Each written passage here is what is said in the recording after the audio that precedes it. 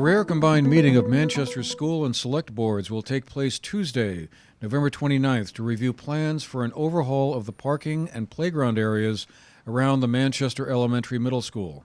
The proposal would create a drop-off area for children arriving by car from Memorial Avenue in front of the main entrance to the school, with a turnaround so that the vehicles can exit from the school. On School Street, school buses will enter and exit, dropping off their passengers on the west side of the building.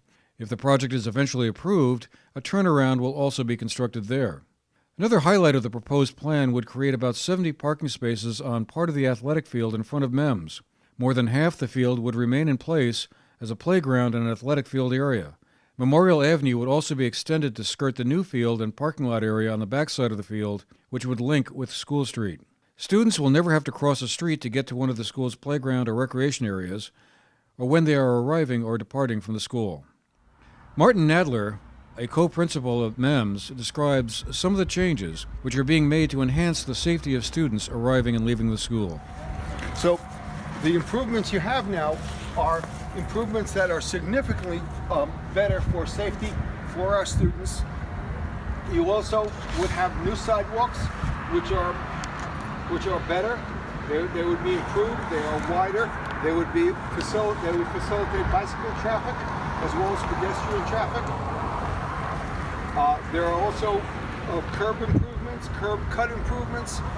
There would be included improvements at the intersection of Main Street and Memorial Avenue, which would allow better sight lines for traffic. The group known as Friends of MEMS has now committed to fundraise $250,000 of community money to add new playground equipment for the use of not only MEMS, but also for the use of the community when school is not in session, weekends, and the summer.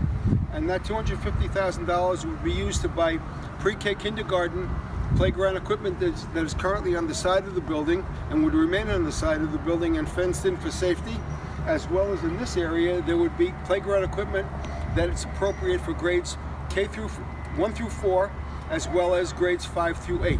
Town Manager John O'Keefe described what will be happening at the meeting on November 29th. So the Select Board and the School Board will be meeting, actually in a very unusual meeting, on the 29th of November at 6:30 p.m. at the Jackie Parks room at the MEMS building.